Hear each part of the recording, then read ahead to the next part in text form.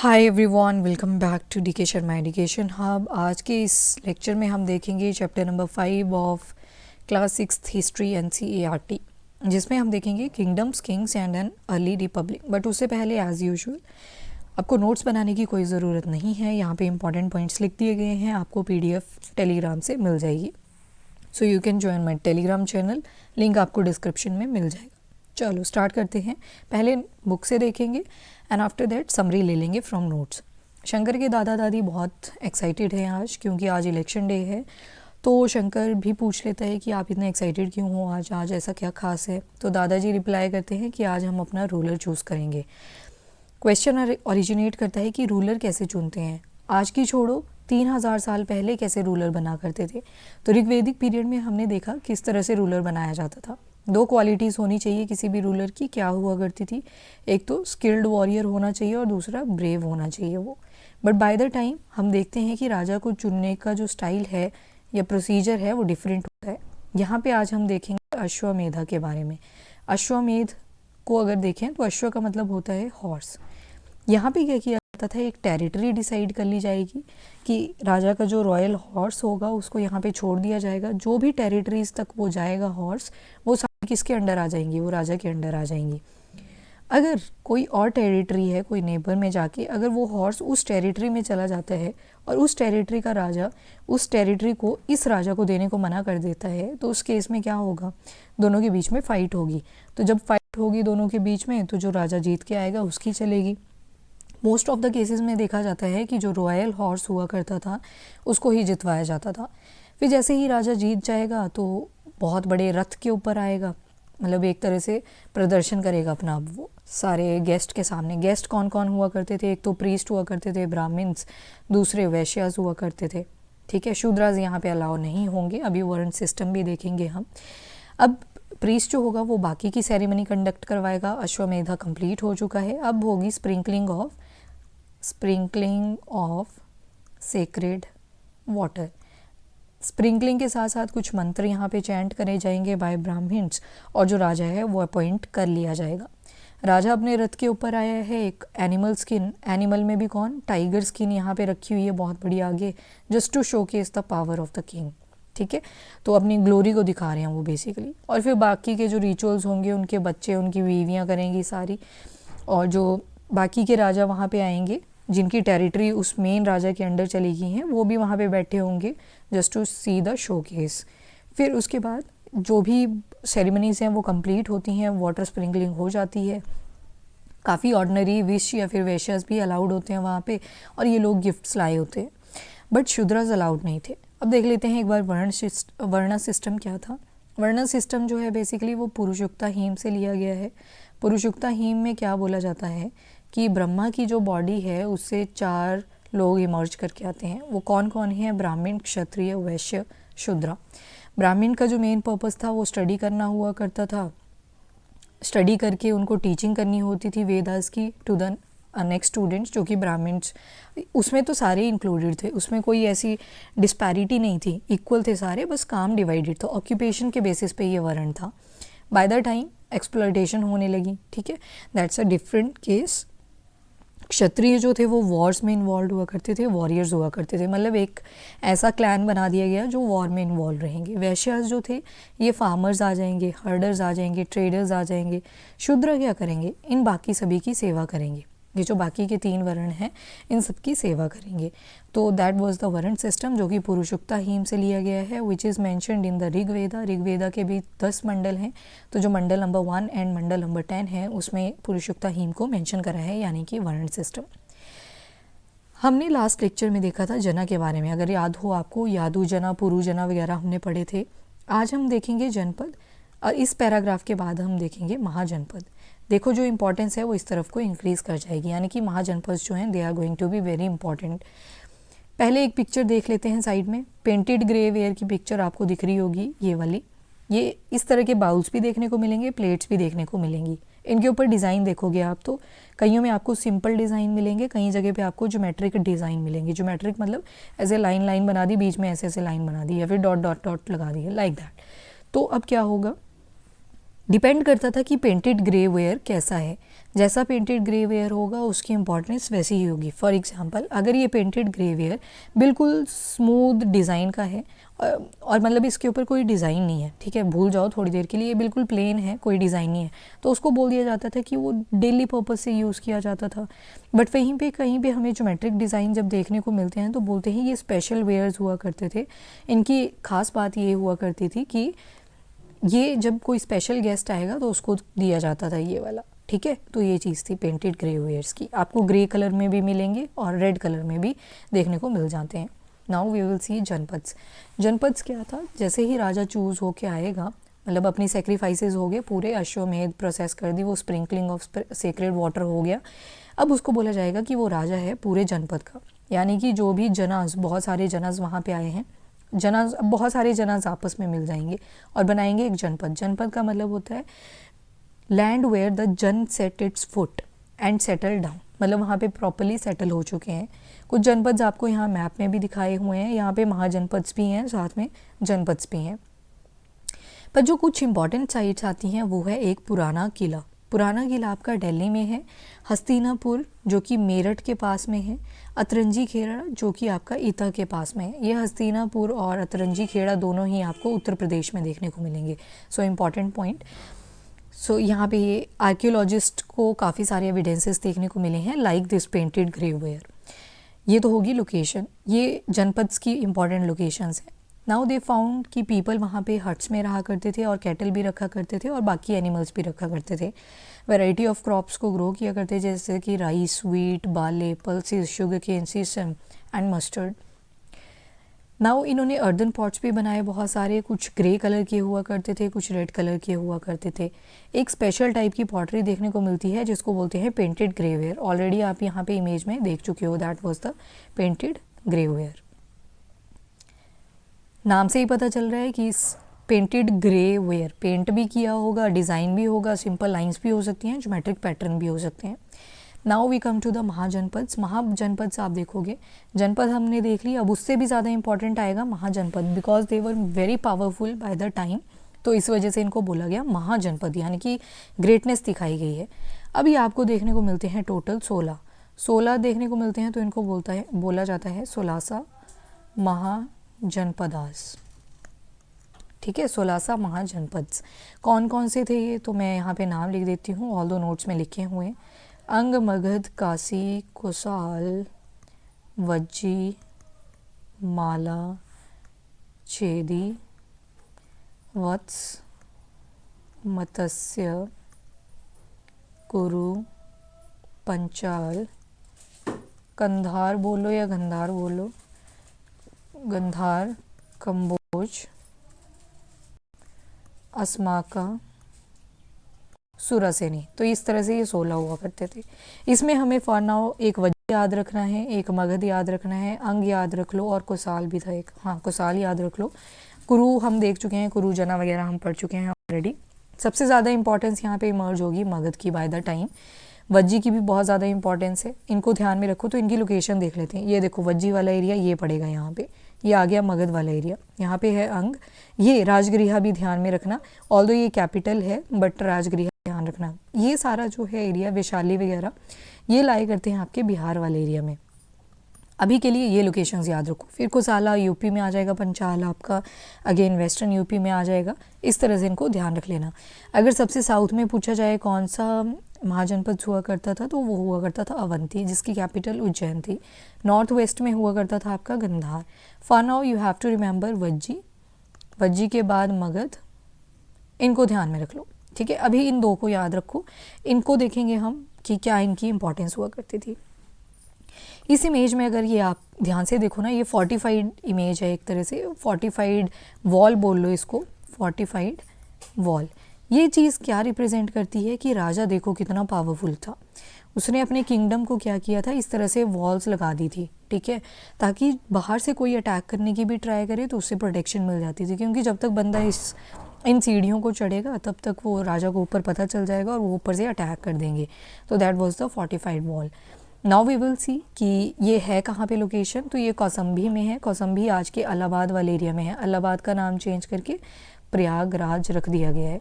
Which is in Uttar Pradesh. 2500 साल पहले ये बनी थी। तो इसकी इम्पोर्टेंस हमें पता चल जाती है कि एक तो अपनी पावर दिखाने के लिए, दूसरा प्रोटेक्शन के लिए, और तीसरा ये बताने के लिए कि मेरा किंगडम यहाँ तक लोकेट करता है। तो बहुत किंग जो हुआ करता था ना, वो अपने किंगडम को या फिर अपनी पावर को बड़ा दिखाने के लिए बड़ी बड़ी बिल्डिंग्स भी बनाता है, वॉल्स बनाता है, महल अपना बड़ा बनाता है, तो ताकि, और इवन जो लेबर हुआ करती थी दैट वाज वेरी ह्यूज, उसमें सारे आ जाते थे, मैन वीमेन चिल्ड्रन भी आ जाते थे इवन इन सम केसेस, ठीक है। तो रिसोर्सेज जो थे वो काफ़ी ज़्यादा अवेलेबल थे, इसी वजह से ये चीज़ें बन पाई। अब जो नया राजा होगा वो एक आर्मी भी मेंटेन करेगा। लास्ट चैप्टर में हम ऋग्वेदिक लोगों के बारे में जब पढ़ रहे थे तो वहाँ पे जो आर्मी थी वो डेली नहीं रखी जाती थी, यानी कि कॉन्टीन्यूअस आर्मी नहीं थी, स्टैंडिंग आर्मी बोलेंगे, most better term is standing army. Standing army वहाँ पे नहीं हुआ करती थी, बट क्या किया जाता था, जब वॉर लाइक सिचुएशन बनेगी तब आर्मी बनाई जाएगी।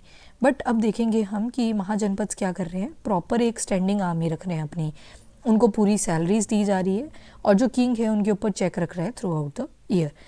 जो पेमेंट हुआ करती थी अब वो पंच मार्क कॉइन्स की फॉर्म में दी जा रही है, और कॉइन्स के बारे में हम चैप्टर नंबर 8 में देखेंगे।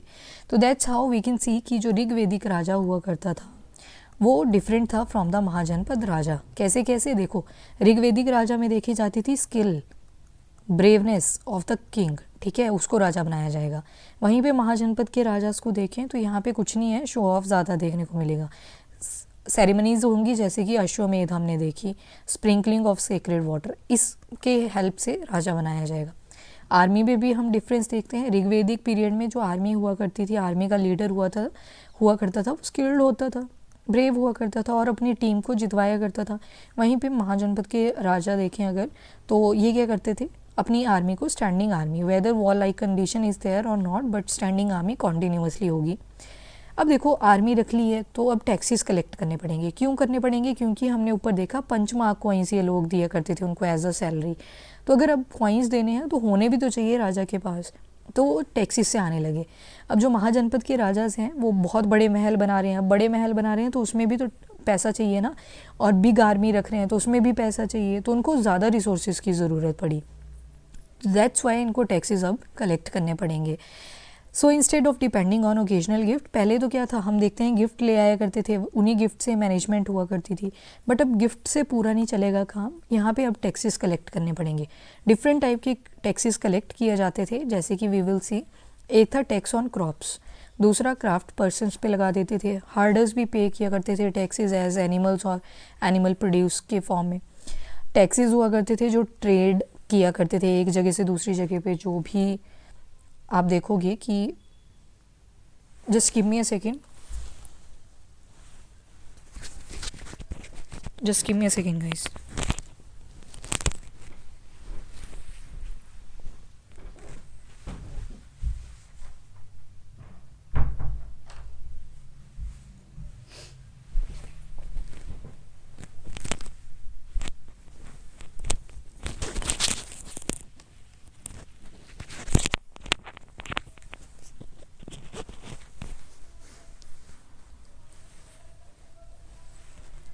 चलिए, तो टैक्सेस यहाँ पे कलेक्ट करने पड़ रहे हैं अब, ठीक है, क्योंकि पैसा भी तो चाहिए।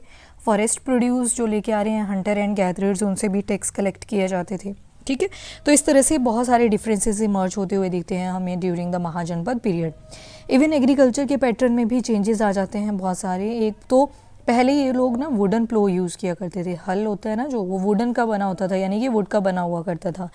बट अब देखेंगे हम कि ये आयरन प्लोशेयर यूज़ करेंगे। आयरन प्लोशेयर का क्या मतलब है, अब जो वुडन से की कैपेबिलिटी थी उससे ज़्यादा आयरन की कैपेबिलिटी होगी, तो ये ज़्यादा क्लेई सॉइल को भी इवन फर्टाइल फॉर्म में कन्वर्ट कर दिया करते थे।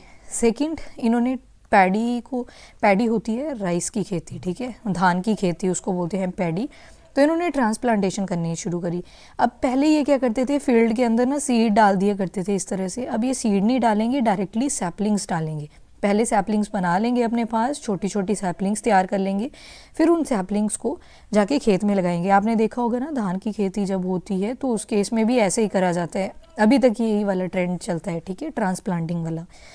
तो इससे क्या होगा, जो आपकी क्रॉप होगी उसकी सर्वाइविलिटी ज़्यादा होगी। नाउ मगध देखो मैप पे, ये बोल रहे हैं कि मगध देखो, तो हमने देखा बिहार वाले एरिया में आपको मगध देखने को मिलेगा। सो हेयर इट वाज, ये वाला आ जाता है आपका मगध वाला एरिया, ठीक है। आज के जो बिहार वाला रीजन है मगध है। तो ये बहुत इंपॉर्टेंट महाजनपद इमर्ज होके आता है ड्यूरिंग दिस पीरियड। यहाँ पे हम देखेंगे गंगा और सोन जो रिवर हैं वो मगध से फ्लो किया करती थी।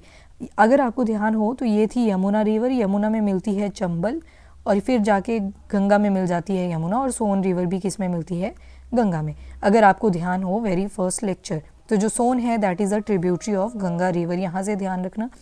अब गंगा और सोन की ये एडवांटेज आ जाती है कि ये ट्रांसपोर्टेशन में हेल्प करती है। फॉर एग्जांपल अगर ट्रेड को पानी के थ्रू लेके जाना है तो गंगा और सोन रिवर का यूज़ होगा। वाटर सप्लाई काफ़ी कॉन्टीन्यूअस होगी because of the Ganga and Son river. जिस एरिया में पानी होगा वहाँ पे सॉइल भी फर्टाइल होगी। और जो पार्ट्स थे मगध के वो फॉरेस्टेड थे, यानी कि फॉरेस्ट हुआ करता था। अगर फॉरेस्ट होगा तो टिम्बर की अवेलेबिलिटी ज़्यादा होगी, ठीक है। और एलिफेंट्स भी वहाँ से मिलते थे, तो एलिफेंट्स को ट्रेन किया जाता था आर्मी के लिए। और जो फॉरेस्ट थे वहाँ से हमें वुड मिल जाती थी फॉर बिल्डिंग हाउसेस, कार्ट्स, कैरियट्स। उसके बाद आयरन की ओर माइंस हमें देखने को मिलती है इन एरियाज़ में, जिसकी हेल्प से बहुत स्ट्रॉन्ग टूल्स और वेपन्स बनाए जाते थे। तो जो मगध थे वहाँ पे हमें दो इंपॉर्टेंट किंग्स देखने को मिलते हैं। वो कौन कौन थे? वन वॉज द बिम्बिसार, दूसरे थे अजातशत्रु। अगर आपको ध्यान हो, आपने मेरे दूसरे लेक्चर्स देखे हो एंशियंट हिस्ट्री के, वहाँ पे हम पढ़ते हैं हर्यंका डायनेस्टी। हर्यंका डायनेस्टी में हमने 3 किंग देखे थे बिम्बिसार। अब देखो बिम्बिसार जो हैं वो फाउंडर नहीं है हर्यंका डायनेस्टी के, उनके ग्रैंडफादर थे। बट जो इंपॉर्टेंट किंग इमर्ज हो के आते हैं वो थे बिम्बिसार। दैट्स वाई हम बिम्बिसार से ही स्टार्ट करते हैं रीड करना। फिर आते हैं अजातशत्रु, और फिर एक और आते हैं जिनका नाम था उदयन, पर वो इतना इंपॉर्टेंट नहीं है, इसीलिए हम बिम्बिसार और अजातशत्रु के बारे में देखेंगे। ये थे हर्यंका डायनेस्टी के। हर्यंका डायनेस्टी के बाद आती है एक और डायनेस्टी जिसको बोलते हैं शिशुनाग डायनेस्टी। शिशुनाग डायनेस्टी के इंपॉर्टेंट रूलर नहीं है इतने। कालासोका, पहले शिशुनाग आएंगे फिर कालासोका आएंगे। शिशुनाग के बाद आएगी नंदा डायनेस्टी। नंदा डायनेस्टी के फाउंडर हैं महापद्मानंदा, उनका नाम यहाँ पे लिखा हुआ है ऑलरेडी हेयर। तो ये इंपॉर्टेंट रूलर थे बिकॉज इन्होंने बहुत सारा एरिया एक्सटेंड करा था up to the north western region of Gandhara. One by one देख लेते हैं अब। तो बिम्बिसार और अजातशत्रु जो थे they were very important ruler of the Magadha region. फिर आते हैं महापद्मानंदा, ये भी बहुत इंपॉर्टेंट रूलर थे। इन्होंने अपना कंट्रोल नॉर्थ वेस्ट एरिया तक एक्सटेंड करा। और राजगृह जो कि आज के राजगीर में है, यानी कि बिहार वाला एरिया, हम ऑलरेडी मैप में देख चुके हैं। चलो एक बार फिर से देख लेते हैं। तो यहाँ पे मैंने आपको बोला था राजगृह को ध्यान में रखना है, ये वाला आज के बिहार वाले एरिया में है, ठीक है। और इधर आ जाता है आपका गंधार वाला एरिया, ये जहाँ महापद्मानंदा एक्सटेंड करते हैं। तो ये एक्सटेंशंस आर वेरी इंपॉर्टेंट, इनको ध्यान में रखना। तो चलो राजगीर जो कि इंपॉर्टेंट कैपिटल हुआ करती थी मगध की फॉर सेवरल ईयर्स। लेटर ये जो कैपिटल थी बाद में राजगृह से इसको शिफ्ट कर दिया जाता है टू द पाटलिपुत्र, जो कि आज के पटना वाले एरिया में है, पाटलिपुत्र।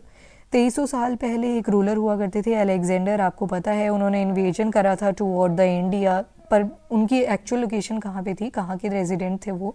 मैसिडोनिया के थे। मैसिडोनिया आपके यूरोप में आ जाता है। अलेक्जेंडर की एक इच्छा थी कि मैं वर्ल्ड कॉन्करर बनूं।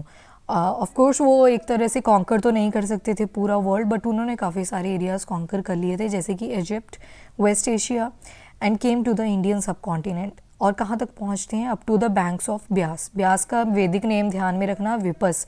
हमने एक स्टोरी देखी थी कल जिसमें कॉन्वर्सेशन होती है बिटवीन द प्रीस्ट विश्वामित्र और ब्यास रिवर और सतलुज रिवर में, ठीक है, कि अपना फ्लो कम रखना, हमें रोड पास करने देना, लाइक दैट। तो ये वाली जो नाम है वैदिक नेम, ये आपको पता होने चाहिए। अब क्या हुआ, ब्यास रिवर के पास जब ये अलेक्जेंडर की आर्मी पहुंचती है ना, तो वो देखते हैं कि इस रिवर का तो बहुत ही ज़्यादा फ्लो है। तो वो लोग ये बोला जाता है कि पीछे शायद इसलिए हट गए थे कि एक तो ब्यास का बहुत ज़्यादा फ्लो था, और वो जो उसकी आर्मी थी अलेक्जेंडर की वो डर गई थी, या फिर मे बी वो टायर्ड थे काफ़ी, क्योंकि इतने सारी बैटल्स वो लड़ चुके थे ऑलरेडी। तो मे बी इसी वजह से वो फिर आगे नहीं गए थे। जबकि जो मगध है वो इम्पॉर्टेंट पावरफुल किंगडम इमर्ज होके आता है। वज्जी जो है वो कैपिटल हुआ करती थी वैशाली की, विद इट्स कैपिटल, सॉरी जो वज्जी है दैट्स ए इम्पॉर्टेंट। वज्जी मैंने आपको दिखाया था, ये भी बिहार वाले एरिया में था, और इसकी कैपिटल बन जाती है वैशाली में। वैशाली भी कहाँ पे है? बिहार में है। और डिफरेंट फॉर्म ऑफ गवर्नमेंट के अंडर था, जिसको बोलते हैं गणा और संघा। अब गणा और संघा जो हैं एक नहीं है, बहुत सारे रूलर्स जो हैं, each one was known as the raja, और राजा जो थे वो रिचुअल्स परफॉर्म किया करते थे इकट्ठे असेंबलीज में सारे राजाज मिला करते थे, जो भी पड़ोसी टेरिटरीज में राजा होंगे वो एक असेंबली में मिला करते थे। फिर क्या हुआ, they decided what had to be done and how, क्या करना है कैसे करना है, और डिस्कशंस हुआ करती थी, डिबेट्स होती थी। एग्जाम्पल, अगर वो अपने एनिमी को अटैक करना चाहते हैं, दे विल डिस्कस कि कैसे हम इस थ्रेट को टैकल करेंगे। विमेन, दासास, कामाखाराज ये पार्टिसिपेट नहीं करते थे इन असेंबलीज में, बाकी सारे अलाउड हुआ करते थे। एक बुक है जिसको बोलते हैं दीघ निकाय, बुद्धिस्ट टेक्स्ट है ये, बुद्धिस्ट टेक्स्ट आप पढ़ते हो ना, गुत्र निकाय, दीघ निकाय, तो उसी तरह से एक है दीघ निकाय, वेरी इंपॉर्टेंट। यहाँ पे हमें एक वज्जी की, ये जो हमने पढ़ी ना ऊपर की राजा लोग मिला करते थे वज्जी में, वहाँ पे असेंबली हुआ करती थी और वो डिस्कस करते थे related to the various topics. अगर एनिमी कोई अटैक करने वाला है तो उसके बारे में डिस्कस करेंगे, तो ये वज्जी में हुआ करता था। तो हमें दीघ निकाय से एक चीज़ पता चलती है कि उसमें क्या है। अजातशत्रु जाते हैं बुद्धा जी के पास और वो बोलते हैं कि मुझे वज्जी को अटैक करना है, और अजातशत्रु ने अपने वसाकारा, जो कि उनका एक मिनिस्टर हुआ करता था, वेरी इंपॉर्टेंट नेम वसाकारा, तो ये बुद्धा के पास भेज देते हैं कि जाओ पूछ के आओ कि can we attack the Vajji.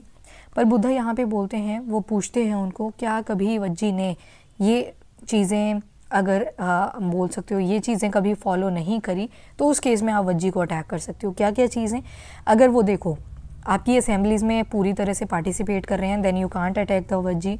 अगर वो आ रहे हैं आपसे मिल रहे हैं, यू कांट अटैक वज्जी। आपका जो रूल है, वो जो भी आपके रूल्स एंड रेगुलेशन हैं उनको फॉलो कर रहे हैं, then you can't attack Vajji. They respect, support and listen to the elder, तब भी आप वज्जी को अटैक नहीं कर सकते। वज्जी की women were not held by force और कैप्चर्ड। चैत्य मतलब जो वहाँ पे औरतें रह रही हैं वज्जी के अंदर, अगर वो किसी भी फोर्स की वजह से या फिर कैप्चरिंग तो नहीं हुई है उनकी, तो अगर नहीं हुई है तो उस केस में आप वज्जी को अटैक नहीं कर सकते। चैत्य, लोकल श्राइन्स मेंटेन्ड हैं अगर प्रॉपरली, तो भी आप वज्जी को अटैक नहीं कर सकते। और अगर वो लोग अपने सेंट्स को आना और जाना, उनका मतलब from one country to the another country allowed है, फ्रीली आ जा सकते हैं, तो फिर आप वज्जी को अटैक नहीं कर सकते। ये सारी चीज़ें किसने बोली, तो ये बोली बुद्धा जी ने। तो अब अजातशत्रु समझ आते हैं that we don't have any need to attack the Vajji, but फिर पूरी प्रॉपर कोलैबोरेशन के साथ उनके साथ रहते हैं। तो राजाज हुआ करते थे of powerful kingdom, they try to conquer the संघास।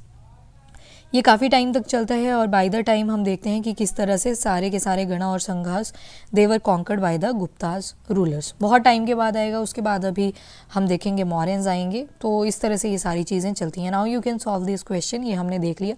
यहाँ पे आप फिल कर सकते हो कहाँ कहाँ से टैक्सेस लिए जाते थे, ठीक है। फॉरेस्ट प्रोड्यूस से लिए जाते थे, डन, ट्रेड से लिए जाते थे, तो वो सारी चीज़ें आप ऐसे मेंशन कर सकते हो। ऑल्दो मैंने आपको नोट्स में मेंशन ऑलरेडी कर दिए हुए हैं। चलो एक बार फटाफट से ना समरी ले लेते हैं।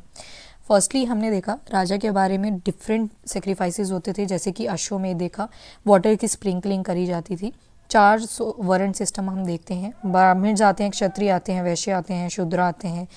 फिर हम देखते हैं पेंटेड ग्रे वेयर की बहुत ज़्यादा इंपॉर्टेंस थी, प्लेट्स और बाउल्स देखने को मिलती हैं। ये सारी चीज़ें हमें मिलती है फ्रॉम द ये कुछ इंपॉर्टेंट साइट्स हैं जहाँ पे हमें जनपद्स के एविडेंसेस मिलते हैं। कौन कौन से थे, एक था पुराना किला जो कि दिल्ली में है, हस्तिनापुर मेरठ में, अतरंजी खेड़ा और इतना विश्वरिन यूपी। और ये लोग शुगर केन, राइस, बाले, मस्टर्ड को ग्रो किया करते थे। They lived in huts, kept kettles. Earthen pots grey और रेड कलर के हुआ करते थे। पेंटेड ग्रे वेयर जो थे उन पे डिफरेंट कलर, डिफरेंट डिज़ाइंस हुआ करते थे। 16 हमने महाजनपद देखे, 16 होने की वजह से इनको बोला जाता है 16 महाजनपद। डिफरेंट लोकेशंस हमने देखी लाइक द वज्जी, मगध, राजगृहा, इनकी इंपॉर्टेंस है इसलिए इनको ध्यान रखना है मैप में कहाँ पे है। राजा ने अपनी आर्मी मेंटेन करी तो सैलरी भी दिया करते थे उनको। अब सैलरी देनी है तो कॉइन्स की फॉर्म में दिया करते थे। अब महाजनपद में जो राजाज हुआ करते थे उन्होंने टैक्सेस कलेक्ट करने शुरू कर दिए। बड़े बड़े फोर्ट बनाने होते थे बिकॉज उनको अपनी आर्मी रखनी है, रिसोर्सेज कलेक्ट करने हैं, that's why taxes different sources से लिए जाते थे। एग्रीकल्चर में चेंज आ गया बिकॉज अब ये आयरन प्लोशेयर यूज़ कर रहे हैं इंस्टेड ऑफ द वुडन प्लोशेयर, तो अब जो ग्रेन की प्रोडक्शन है वो इंक्रीज़ कर रही है। पैडी को वो ट्रांसप्लांट मेथड से यूज़ कर रहे हैं instead of scattering the seed on ground. Important Mahajanapada हमने देखे कि गंगा और सोन वाले एरिया में रहते हैं, ठीक है। वो गंगा और सोन की वजह से क्या है, जो ट्रांसपोर्ट, वाटर सप्लाई और लैंड फर्टिलिटी वो इंक्रीज़ कर जाती है। गंगा सोन का हमेशा ये स्ट्रक्चर याद रखना है। ये क्या है, चंबल, ये क्या है, Yamuna. Chambal is tributary of Yamuna, ऊपर गंगा आ गई, ये सोन आ गई, Son is the tributary of Ganga. Elephants थे, फॉरेस्टेड एरिया था सारा, तो एलिफेंट्स थे, उसको आर्मी के लिए ट्रेन करने लगे ये। एंड बड़े बड़े घर बनाए इन्होंने वुड की हेल्प से, क्योंकि टिम्बर अवेलेबल था, तो वुड जो थी इनके पास काफ़ी ज़्यादा अवेलेबल थी। आयरन और माइंस इनको मिल गई, तो उसकी वजह से इन्होंने वेपन्स बनाए, प्लोशेयर बनाए, ठीक है, प्लो बनाए, तो ये याद रख सकते हो आप। देन पावरफुल रूलर जो थे मगध के वो थे बिम्बिसार और अजातशत्रु। इनकी अगर स्पेसिफिकली डायनेस्टी देखें तो इट वॉज द हर्यंका डायनेस्टी। उसके बाद महापद्मानंद आते हैं, तो ये थे नंदा डायनेस्टी के। इन्होंने अप टू नॉर्थ वेस्ट तक कॉन्कर कर लिया था। राजगिरी जो थी that was the capital of Magadh, बाद में कैपिटल को शिफ्ट कर दिया जाता है पाटलिपुत्र, जो कि आज के पटना में है। अलेक्जेंडर के बारे में पढ़ा कि जिनकी एक ख्वाहिश थी कि मैं पूरे वर्ल्ड को कॉन्कर करूं। अलेक्जेंडर जो थे मैसिडोनिया से थे, Macedonia is in Europe, and he wanted to become a world conqueror. Egypt को कॉन्कर किया, West Asia, reach up to the Beas of Indian subcontinent. जैसे ही ईस्टर्न साइड की तरफ चलते हैं तो वहाँ पे ब्यास का फ्लो देख के मे बी वो डर जाते हैं, या क्या रीज़न था, धनानंद की आर्मी से डर जाते हैं। महापद्मानंदा थे ना, जो नंदा डायनेस्टी में 2 किंग्स आते हैं, पहले आते हैं महापद्मानंदा, दूसरे आते हैं धनानंदा। बिग कैरियर्स थे, एलिफेंट्स थे उनके पास, तो मे बी वो डर गए थे या फिर टायर्ड थे। What was the reason actually में क्लियर नहीं है। फिर वज्जी के बारे में हमने पढ़ा, देखा जिसकी कैपिटल थी वैशाली, बिहार में है, और संघ और गण की फॉर्म में ये रहा करते थे। संघ और गण का मतलब है प्रॉपर ऐसे टेरिटरी, बाकी जो पड़ोसी टेरिटरीज थी उनके किंग्स भी यहाँ पे आया करते थे in order to discuss the different matters. But जो वीमेन हुआ करती थी, दास यानी कि स्लेव्स हुआ करते थे, कामकाज हुआ करते थे, उनको अलाउ नहीं किया जाता था इन असेंबलीज में। फिर हमें दीन निकाय से देखने को मिलता है, जिसमें हमें वज्जी का मेंशन है। अजातशत्रु भेजते हैं अपने एक मिनिस्टर को जिसका नाम था वसाकारा। वसाकारा बुद्धा से एडवाइस लेने के लिए जाते हैं। बुद्धा ने कुछ पॉइंट किए कि क्या वज्जी आपके जितनी भी मीटिंग्स होती हैं उनमें पार्टिसिपेट करते हैं, उनके एरिया में जो सेंट्स हैं उनको फुल्ली आना और जाना अलाउड है from one country to another, और क्या उनके एरिया में अगर ऐसी कोई भी वीमेन नहीं है जिसको फोर्स या कैप्चर करके लाए हैं, तो उन केसेस को जब वो वायलेट करेंगे तब आप उनको अटैक कर सकते हो, otherwise there is no need to attack. Chaityas वगैरह मेंटेन्ड है प्रॉपर्ली। बाद में हम देखेंगे कि कैसे गणा और जो भी ये गणाज हुआ करते थे, गुप्ताज ने इनको कॉन्कर किया। So that's all about your chapter number 5. Now we will proceed with the chapter number 6 in your upcoming lecture. इससे पहले एक इम्पॉर्टेंट चीज़, संडे को आपका आएगा ब्लॉकचेन टेक्नोलॉजी के ऊपर एक बहुत इंपॉर्टेंट लेक्चर, फुली फ्लेश्ड है, पूरा टॉपिक कवर कर दिया गया है, उसके बेसिक्स, उसके यूसेज, एडवांटेज, डिसएडवांटेज, जो भी उसकी एक इम्पॉर्टेंट एस्पेक्ट है वो सारी इसमें कवर्ड है। तो do join that video on Sunday. Okay, so thank you everyone, have a nice day, do like and share the video.